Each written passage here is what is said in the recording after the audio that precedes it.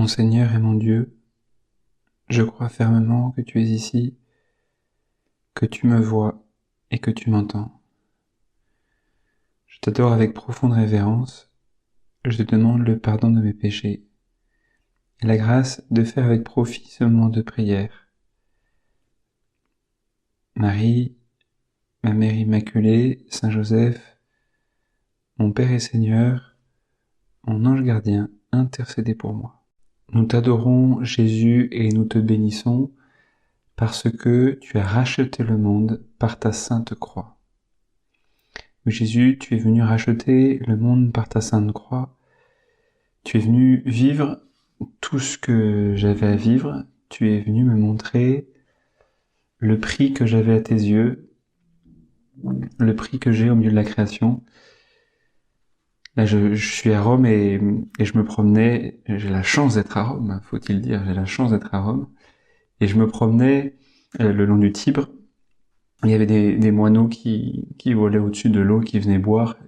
On est au soir, il y avait le soleil, un magnifique soleil du soir qui caressait les arbres et qui sont sur le bord du Tibre, et puis les oiseaux qui venaient boire là. La scène était simplement magnifique. Et d'ailleurs, il y avait une dame qui était là, j'étais habillé en soutane, et une dame qui en profitait pour me prendre en photo, non pas que je sois particulièrement intéressant ou beau, mais il semblerait que le sujet est intéressant d'un prêtre avec sa soutane, voilà, au bord du Tibre, un coucher de soleil. Elle a dû être inspirée. Espérons que ça la rapproche de Dieu. Et donc je voyais les moineaux qui passaient et qui buvaient, et je me rappelais de cette parole, Seigneur, dans l'évangile où tu dis vous valez bien plus qu'une multitude de moineaux. Je voyais tous ces moineaux-là, et Seigneur, ça m'aidait à voir le prix que j'avais à tes yeux, le prix que j'ai à tes yeux, le prix que toi aussi, mon frère, ma sœur qui m'écoute, mon ami qui m'écoute, et qui prie maintenant, qui parle avec Jésus, le prix que tu as aux yeux de Dieu. Donc, quand on parle de rachat, eh bien, on dit voilà, combien tu vaux, non? Le juste prix. Il y avait une émission pas très intéressante télévisée quand j'étais gamin. C'était le juste prix, non? Et le juste prix. Et toi, tu peux te demander parfois, mais quel est mon juste prix? À l'école, on t'a mis des notes. Alors tu te dis, bah voilà, peut-être que je vaux les notes de l'école. Ou alors de ton salaire, non? Alors voilà, on va dans une soirée, on parle salaire, etc. Ou alors, ce que des amis pensent de toi. Alors voilà, je vaux ce que mes amis pensent de moi. Ce que tes parents pensent de toi. Non, mon père sera content si je fais telles études, etc. Bon, bah du coup, je vais faire ces études. Non? Ou alors, toi, ce que tu penses de toi, non? Alors, bah, voilà, ce que je vaux. Mais en réalité, Jésus, là, tu nous aides à voir qu'on vaut le fait que tu été trahi par Judas. Dans l'évangile que on peut lire aujourd'hui à l'église, pour ceux qui peuvent aller à la messe ou qui peuvent aujourd'hui lire les lectures qu'on appelle les lectures du jour, c'est-à-dire les lectures que l'église médite aujourd'hui, et l'église qui se nourrit tous les jours du pain de la parole de Dieu. Non? Eh bien, on voit la trahison de Judas. L'un des 12, nommé Judas, a trouvé les grands prêtres pour demander, voilà, combien je peux vous allez me donner si je vous livre Jésus. Et Jésus est vendu 30 pièces d'argent. Faut dire, mais Jésus, il est Dieu. Jésus, tu es Dieu.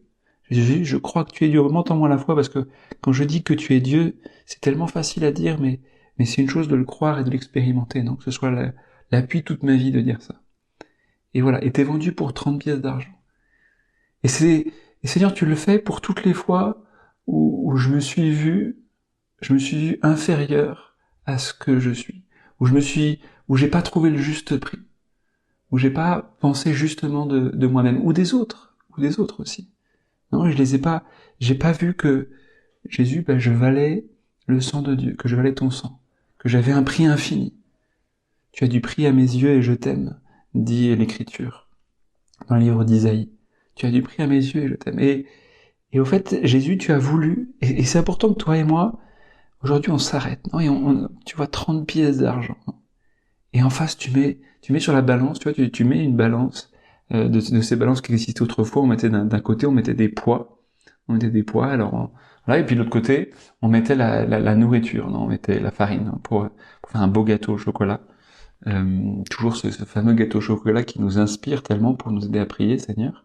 Et on mettait donc la farine d'un côté, ou les carrés de chocolat, de l'autre côté on mettait les pois, on essayait de mettre parce qu'on voulait 200 grammes de chocolat, non? Alors, tu mets un poids de 200 grammes, et puis de l'autre côté, tu essayes de mettre le chocolat, qui correspond à 200 grammes, non? Les bons carrés. Non? Et puis t'en manges 1 sur 2. Non, ça, pardon. Et alors, eh bien, voilà, toi tu mets d'un côté, tu mets Jésus, et de l'autre côté, tu mets 30 pièces d'argent. Mais c'est rien, 30 pièces d'argent. C'est rien, 30 pièces d'argent. Et pourtant, le poids de Jésus, le poids de toi, Seigneur, qui n'a fait que du bien sur terre, qui n'a jamais péché, mais c'est pas que t'as jamais péché, c'est que tu n'as fait que du bien. Tu n'as fait que du bien.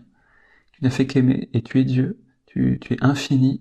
C'est toi qui as créé le ciel et la terre. C'est toi qui as créé l'argent. La matière argent, qui a créé l'or, qui a créé les océans, qui a créé les poissons, les moineaux et tout, etc.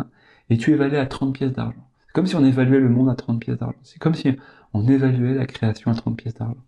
Malheureusement, c'est ce qu'on fait parfois quand on respecte peu la création qui est notre propre corps, Seigneur. Quand nous respectons pas la création qui est l'univers, non? Ne pas le respecter, c'est pas d'abord avoir des gestes écolos comme on dit, non, mais c'est pas savoir s'arrêter de temps en temps et dire merci Seigneur, c'est si beau. Non?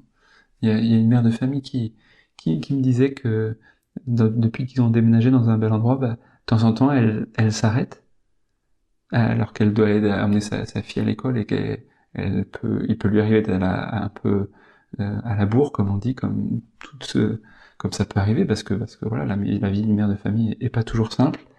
Eh bien, elle prend quand même le temps de s'arrêter, de dire regarde, et à dire à sa fille, à ses 2 fils qui sont là, mais regardez comme c'est beau. S'arrêter un peu et contempler. Et c'est ça. Ne pas voir la création comme une monnaie d'échange, mais prendre le temps de s'arrêter et contempler. Et alors, ça t'aidera à voir, mon ami, à voir avec Jésus, à voir avec toi, Seigneur, combien nous valons. Et tu as voulu nous le dire. Voilà. Si les hommes se vendent les uns les autres, ils se vendent à 30 pièces d'argent. Mais c'est pas grand chose. Et toi, Jésus, pour me dire ce que je vaux, tu as voulu être vendu à 30 pièces d'argent. Et pour dire, mais regarde, tu vaux infiniment plus que ça. Laisse pas, j'allais dire, cher ami qui m'écoute, le Judas qui est en toi, c'est une façon de parler, te vendre. Laisse pas te vendre, laisse pas croire que tu peux être vendu. Non, il y a que Jésus qui peut te racheter. Il y a que, tu vois, il y a tant de gens qui auraient besoin d'entendre ça aujourd'hui, parce que tous les problèmes psychologiques qu'il y a, tout le bazar qu'il y a là en France et dans le monde, en Italie, en Chine, en Australie ou en Argentine, ce problème-là, c'est quoi? C'est que on n'a pas conscience du fait que lui seul peut nous racheter, qui nous sauve de nos péchés. C'est pas qu'il faut toujours se rappeler qu'on est pécheur, etc. J'avais une amie qui me disait toujours, mais moi parfois j'ai du mal parce que je pense toujours au fait que je suis pécheur. Mais pense pas au fait que t'es pécheur, pense au fait que lui t'a racheté. Parce que le monde aujourd'hui a beaucoup tendance à faire culpabiliser les gens.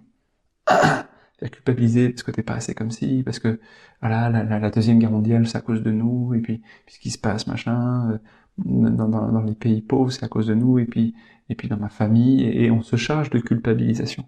Mais le Seigneur il nous dit mais non, mais moi je prends tout sur moi. Et c'est ce qu'on contemple, Seigneur, pendant cette semaine. On contemple que toi tu prends tout sur toi, et que tu veux juste nous dire regarde-moi, contemple-moi.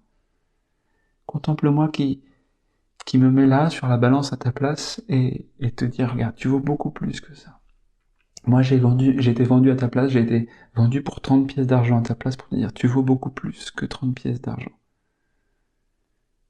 Tu vaux beaucoup plus que 30 pièces d'argent. Tu vaux mon sang, te dit Jésus. Tu vaux ma vie. Tu vaux le fait que pour toi je sois né, te dit Jésus. Tu vaux le fait que pour toi j'ai passé 30 années sur terre. Et on se dit, mais 30 années c'est tellement long. Tout à l'heure, je parlais avec une jeune fille qui me disait, mais je comprends pas pourquoi Jésus me fait attendre de pas trouver l'homme de ma vie, non? Et ça m'aide à contempler, mais Jésus, combien de temps t'as attendu sur terre pour qu'on devienne euh, bah, ton meilleur ami, ta meilleure amie. Et puis voilà, tout ce que tu as souffert sur la croix, on va le contempler à partir de demain. Et prends le temps de regarder chacun de ces moments. Jésus, aide-moi à le faire, et Marie, aide-moi à le faire, s'il te plaît. Parce que je suis si pauvre et j'ai tellement de mal à le faire, parce que je prends pas le temps, parce que je suis pris par tellement de choses, parce que peut-être j'ai peur de le voir aussi. Mais de le voir comme chaque geste que tu fais, comme un geste d'amour pour moi, pour me montrer ce que je vaux pour toi, ce que je suis pour toi, et donc ce que je suis vraiment. Parce qu'il n'y a que ce que je suis pour toi qui peut me dire ce que je suis vraiment, parce que tu es celui qui est vrai, et donc il n'y a que devant toi que je suis vraiment ce que je suis. Je te remercie, mon Dieu, mon Seigneur Jésus, des bonnes résolutions, des actes d'amour, des merveilles que tu m'as fait contempler, et des bons désirs que tu as déposés dans mon cœur pendant cette méditation. Avec la Vierge Marie, qui prie à mes côtés, avec Saint Joseph, qui est mon Père, avec mon ange gardien, je te demande la grâce de les vivre tout au long de cette journée. Amen.